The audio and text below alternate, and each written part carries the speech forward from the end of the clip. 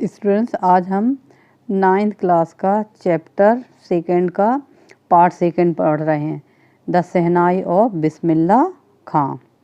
Okay, before you read, do you know these people? क्या आप in people's को जानते हैं? What instruments do they play?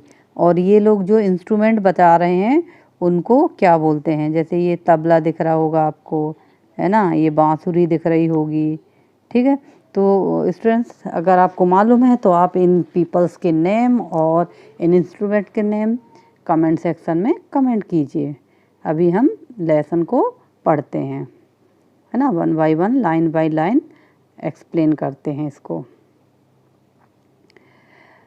Think of the shehnai and the first thing you will probably imagine is a wedding or a similar occasion or function। जब भी शहनाई की का ख्याल आपके दिमाग में आता होगा तो आप शादी या किसी ऐसे ही बड़े ओकेशन या कोई फंक्शन आपको याद आता होगा। नेक्स्ट वुड प्रोबेबली बी उस्ताद बिस्मिल्लाह खां। और अगर दूसरा नाम कुछ याद आता होगा तो किसका आता होगा? उस्ताद बिस्मिल्लाह खां का। The shehnai maestro playing his instrument. उन्होंने ही एक इंस्ट्रूमेंट के रूप में शहनाई को इतनी ख्याति दिलाई है।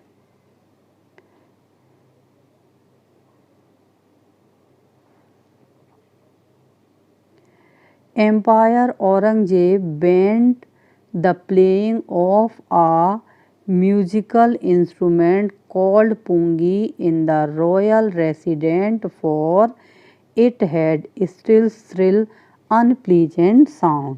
जो औरंगजेब जो थे उन्होंने अपने दरबार में पुंगी नामक एक इंस्ट्रूमेंट हुआ करता था, उसके बजाने पर प्रतिबंध लगा दिया था।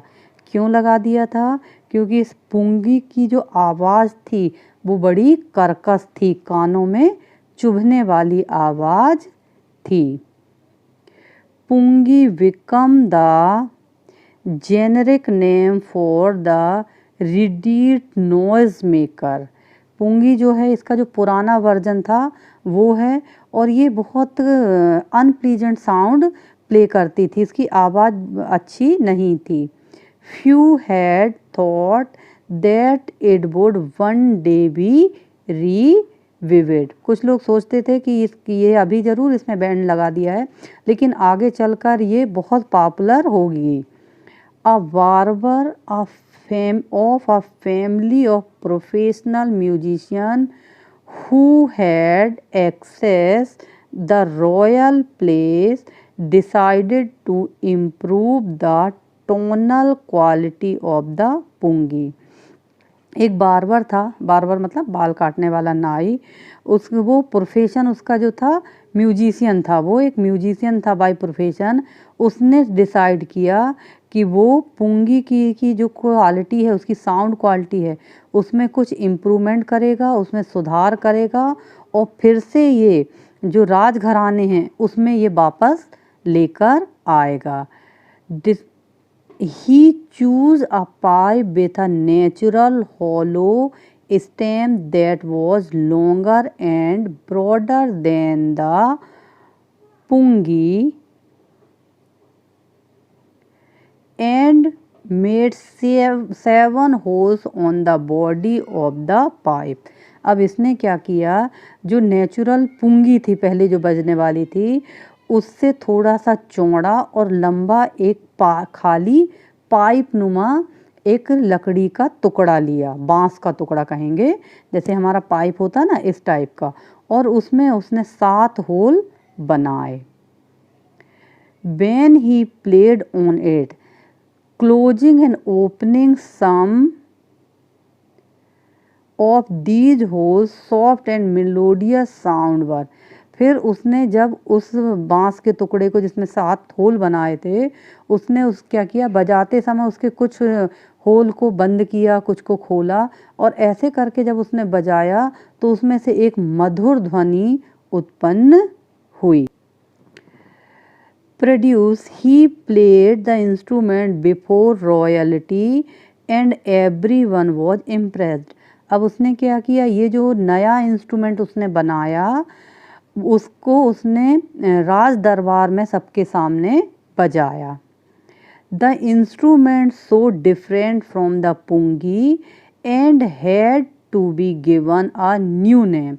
और ये जो इंस्ट्रूमेंट था ये पुंगी से कुछ अलग था और इसकी आवाज़ भी बड़ी मेलोडियस, बड़ी मधुर थी.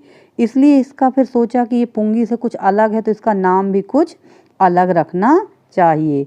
एज द स्टोरी गोज, यहाँ से इसकी स्टोरी चालू होती है. Since it was first played in the Shah chambers and was played by a nai barber, this instrument was name the shehnai. अब यहाँ पर क्या हुआ, पहली बार शाह दरबार में, राजा के दरबार में बजाई गई, इसलिए यहाँ से क्या लिया गया, शाह लिया गया. और पहली बार किसने बजाई, नाई ने बजाई, इसलिए इधर का नाई लिया गया और इसका नाम रख दिया शहनाई. तो इसको आप ये जो पिक्चर देख रहे हैं इस पिक्चर को देखें. इस पिक्चर में ये देखिए ये दो इंस्ट्रूमेंट बने हुए हैं. ये पुराना इंस्ट्रूमेंट है ये वाला, ठीक है, पुंगी, और ये नया इंस्ट्रूमेंट है, न्यू वर्जन है ये शहनाई का. The sound of shehnai began to be considered auspicious. अब क्या होने लगा कि उसका इतना मधुर स्वर था शहनाई का कि कोई भी शुभ अवसर पर उसको बजाया जाने लगा. And for this reason it is still played in the temple and is an indispensable component of any North Indian wedding. तो तभी से ये क्या हुआ, जो मंदिर थे उनमें बजाई जाने लगी और नॉर्थ इंडिया में जो उत्तर साइड में जो शादियां होती थी उसमें भी शहनाई को बजाया जाने लगा. In the past the shehnai was the part of naubat और traditional ensembles of 9 instrument found at the royal court. अब क्या होने लगा कि ये नौबत ये एक तरह का पारंपरिक वाद्य यंत्र बन गया और इसको जो राजघराने में वाद्य यंत्र बजाए जाते थे उस कलेक्शन में इसको शामिल कर लिया गया. टिल रिसेंटली, तब से लेके अब तक, it was used only temple and wedding. इसी कारण से तब से शुरुआत हुई तो ये अभी भी मंदिरों में और शादियों में बजाई जा रही थी. The credit for bringing this instrument into the classical stage goes to Ustad Bismillah Khan. ये जो क्लासिकल स्टेज है इसमें इस शहनाई को लाने का जो पूरा कहना चाहिए श्रेय है वो किसको जाता है, उस्ताद बिस्मिल्लाह खां को जाता है.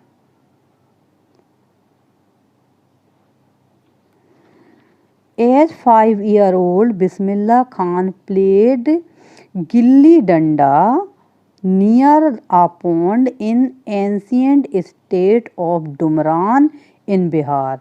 जो पुराना बिहार है वहाँ पर एक डुमरान नाम की जगह थी.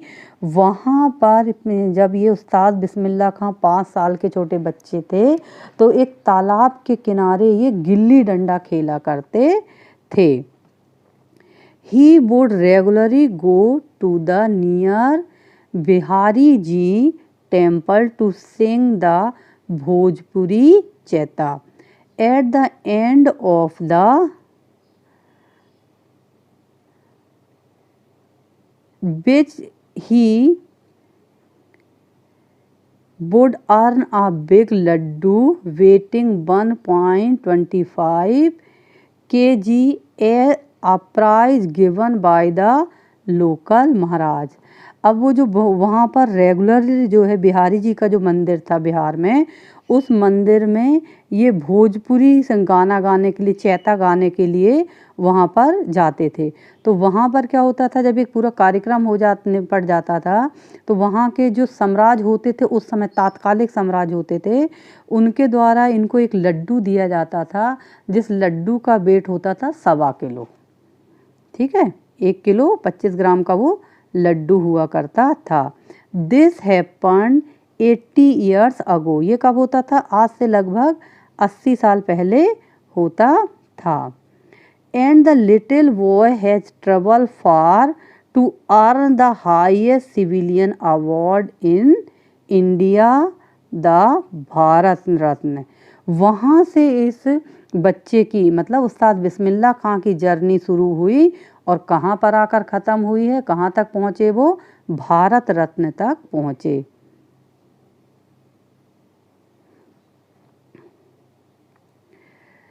Born on 21st March 1960, Bismillah belonged to a well-known family of musicians from Bihar.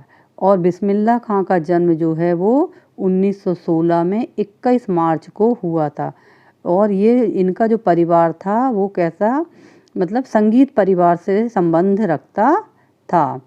His grandfather Rasool Bakhsh Khan was the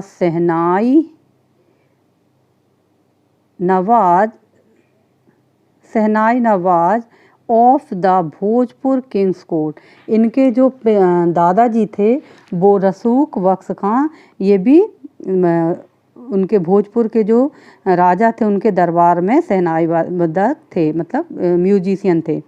his father Paigambar Bakhsh and other parental ancestor were also great shehnai player. और इनके जो पिता थे पैगंबर बख्श, ये भी क्या थे, और इनके जो पूर्वज थे वो भी महान शहनाई वादक थे। The young boy took to music early in his life. जब ये छोटे बच्चे थे तभी इन्होंने म्यूजिक को अपने जीवन में अपना लिया था। At the age of 3 when his mother took him to his maternal uncle's house in Banaras, now Varanasi, Bismillah Khan was fascinated watching his uncle practice the शहनाई।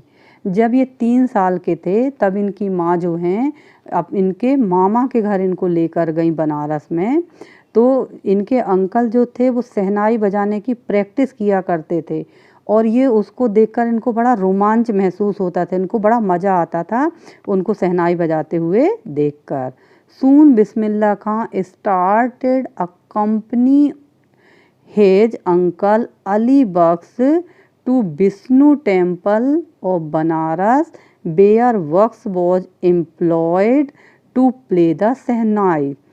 और जल्दी ही इन्होंने भी, बिस्मिल्लाह खां ने भी, उनके जो अंकल थे अली बख्श मामा जो थे उनके साथ में शहनाई बजाना शुरू किया।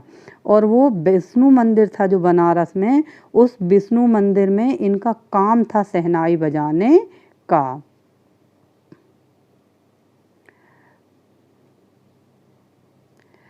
Ali Bakhsh would play the shehnai at Bismillah Khan would sit captivatedly for hours on end slowly। जब अली बख्श विष्णु मंदिर में शहनाई बजाते थे तो बिस्मिल्लाह खां उनके बाजू में बहुत कई घंटों तक लगातार बैठे रहते थे। Slowly he started getting lesson in playing the instrument and would sit practising throughout the day. और जल्दी ही उन्होंने क्या किया, धीरे धीरे उसमें मतलब इंटरेस्ट लेना चालू किया और फिर वो भी बजाना शुरू कर दिया, उन्होंने भी शहनाई बजाना शुरू कर दिया और कई घंटे तक दिन में उसकी प्रैक्टिस किया करते थे। For years to come the temple of Balaji and Mangla Maiya and the bank of the Ganga become the young apprentice's favorite haunts where he would practice in solitude। अब ये क्या करने लगे, गंगा नदी के किनारे में जो बालाजी और मंगला मैया का मंदिर है वहाँ पर शहनाई बजाते और गंगा नदी के किनारे ये कई घंटे एकांत में इसकी प्रैक्टिस किया करते थे।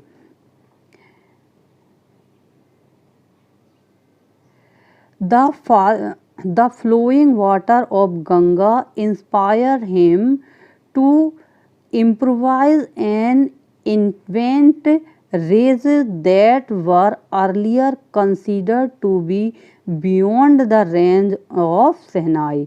और जो गंगा का ये कलकल करता धारा प्रवाह पानी था, ये इसने बहुत महत्वपूर्ण भूमिका निभाई उनकी शहनाई को और उसकी धुन को इम्प्रूव करने में। वहाँ पर उन्होंने कई नई नई धुनों की का इजाद किया, उनका निर्माण किया।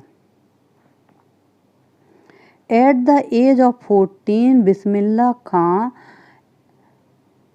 accompanied his uncle to the Allahabad Music Conference। और जब ये 14 साल के थे तभी ये अपने अंकल के साथ इलाहाबाद में एक म्यूजिक कॉन्फ्रेंस में आए। At the end of the his recital Ustad Fayaz Khan patted the young boys back and said. जैसे इनकी परफॉर्मेंस ख़त्म हुई तो जो उस्ताद फयाज खां थे, ये उस्ताद फयाज खां ने उनकी पीठ में थपकी लगाई प्यार से और कहा, work hard and you will sail make it with the opening of All India Radio in Lucknow in 1938 came Bismillah Khan big break. अब जब उन्होंने कहा कि इस पर तुम थोड़ा परिश्रम करो और तुम जल्दी ही इसमें क्या कर लोगे, एक महारत हासिल कर लोगे। और जल्दी ही ऑल इंडिया रेडियो में, लखनऊ का जो ऑल इंडिया रेडियो है 1938 में उस्ताद बिस्मिल्लाह खां को एक ब्रेक दिया। When India gained independence on 15 अगस्त 1947, जब 15 अगस्त 1947 को भारत स्वतंत्र हुआ, Bismillah Khan become the first Indian to greet the nation with his shehnai. तो पहली बार 15 अगस्त 1947 को जब भारत आज़ाद हुआ उस समय इनको मौका मिला वहाँ से शहनाई बजाने का, वहाँ पर के लोगों के सामने इन्होंने अपनी performance the. He poured his heart out into rock cafe from the Red Fort to an audience which include Pandit Jawaharlal Nehru, who later gave his famous Trust with Destiny speech। और इन्होंने पहली बार लाल किले पर अपनी performance की और कौन सा राग गाया इन्होंने, कैफी राग गाया। और उन श्रोताओं में पंडित जवाहरलाल नेहरू भी शामिल थे। फिर उन्होंने जो ट्रस्ट विथ डेस्टिनी में अपनी स्पीच में भी इनका नाम शामिल किया।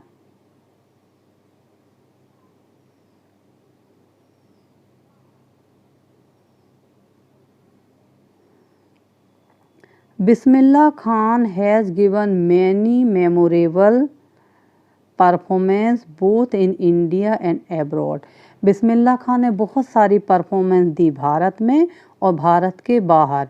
His first trip abroad was the Afghanistan where King Jahir Shah was so taken in by the maestro that he gifted him priceless Persian carpet and other souvenirs।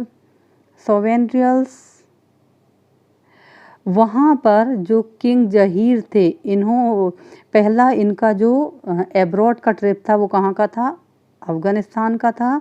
और जो किंग वहाँ के जहीर शाह थे उनके सामने इन्होंने परफॉर्म्स किया था। तो उन्होंने इनको जो पर्शियन कारपेट होता है वो और उसके साथ बहुत सारे जो अफ़गानिस्तान में दिए जाने वाले उपहार होते हैं उनसे इनको नवाजा था। The king of Afghanistan was not the only one to be fascinated with Bismillah Khan music. अब ये अफ़गानिस्तान के एक राजा अकेले नहीं थे जो इनकी शहनाई से प्रभावित हुए थे। Film director Vijay Bhatt was so impressed after hearing Bismillah Khan play at the festival that he named a film after the instrument called गूंज उठी शहनाई। उसके बाद जो फिल्म एक्टर विजय भट्ट थे ये भी इनकी शहनाई की एक उन्होंने फेस्टिवल पे उनकी शहनाई सुनी और बहुत प्रभावित हुए। फिर उन्होंने इनके नाम इससे प्रभावित होकर एक फिल्म बनाई जिसका नाम था गूंज उठी शहनाई।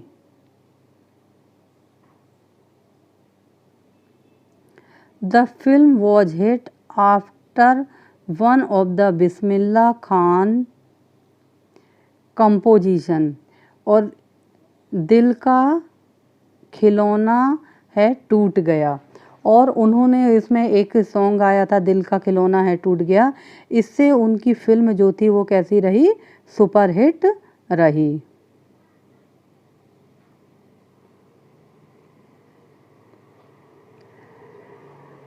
Turn out of the national wide chart buster और ये फिल्म क्या थी, मतलब सुपर डुपर हिट थी। Despite this huge success in the celluloid world, उसने जो मतलब जो फिल्म जगत है, सिने जगत, उसमें इतना कमाल दिखाने के बाद भी Bismillah Khan venture in film music were limited to. इसके बाद भी उन बिस्मिल्लाह खान का जो कहना चाहिए उसके प्रति अट्रैक्शन था फिल्मों के प्रति वो लिमिटेड ही रहा, वो बहुत ज़्यादा उससे प्रभावित नहीं हुए। विजय भट्ट गूंज उठी शहनाई and Vikram Srinivasan Karna venture सनदी अपन्ना I just can't come to terms with the artificially and glamorous of the film world, he says with emphasis। और ये जो फिल्में थी श्रीनिवासन की समाधि अपन्ना और उनकी गूंज उठी शहनाई, इन्होंने काफ़ी ख्याति दिलाई उनको फिल्म जगत में।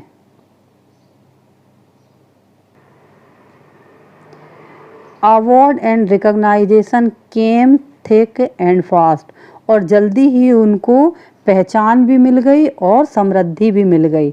बिस्मिल्लाह Khan become the first Indian to be invite to perform at the prestigious Lincoln centre hall in the United State of America.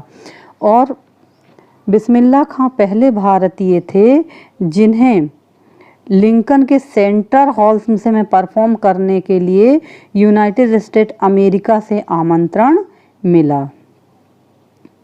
He also took part the world exposition in the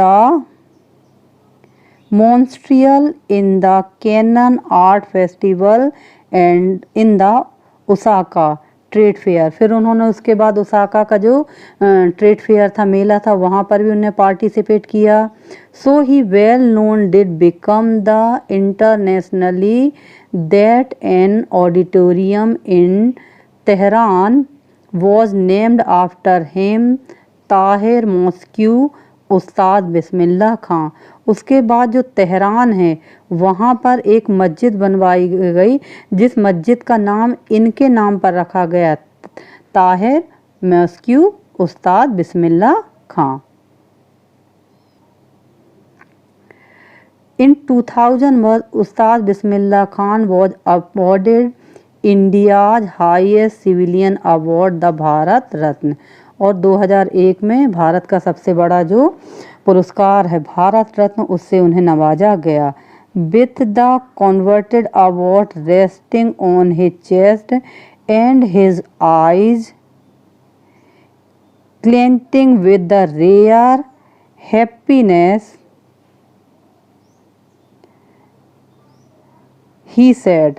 और उस समय उन्होंने उस award को अपनी छाती से लगाया और एक अद्भुत चमक जो है और खुशी उनके चेहरे पर दिख रही थी, और उन्होंने कहा, all I would like to say teach your children music. और उन्होंने अपनी भरी हुई आंखों से कहा कि अपने बच्चों को संगीत सिखाएं। This is Hindustan richest tradition, ये भारत का सबसे ज़्यादा कहना चाहिए सुपर डुपर ट्रेडिशन है, परंपरा है।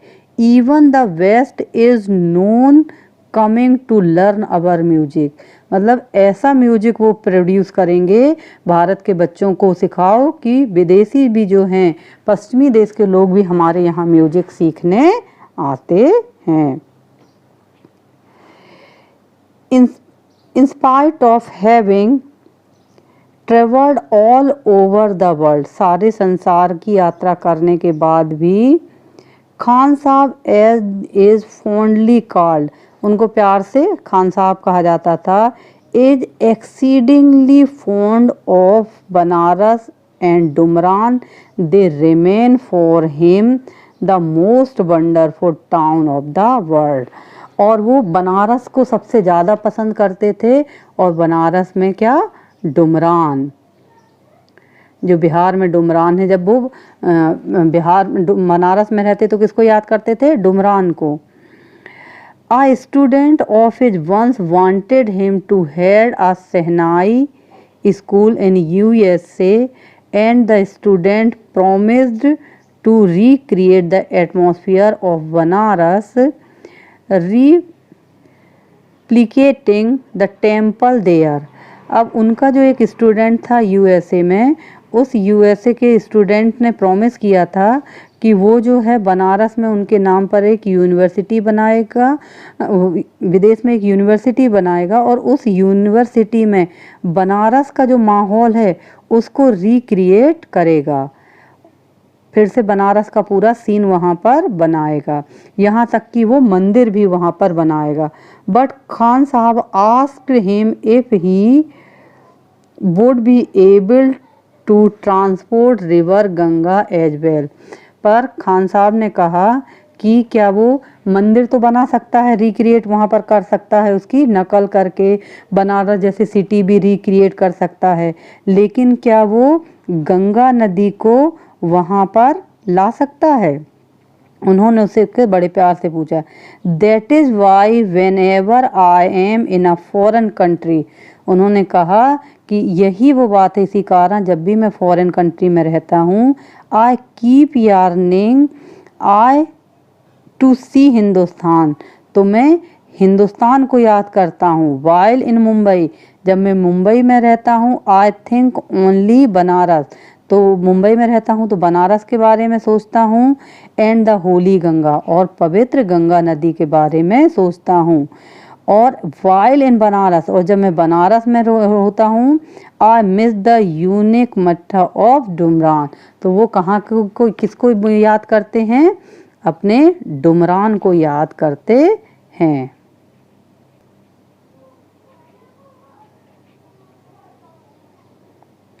उस्ताद Bismillah Khan life is a perfect example of the rich cultured heritage of India.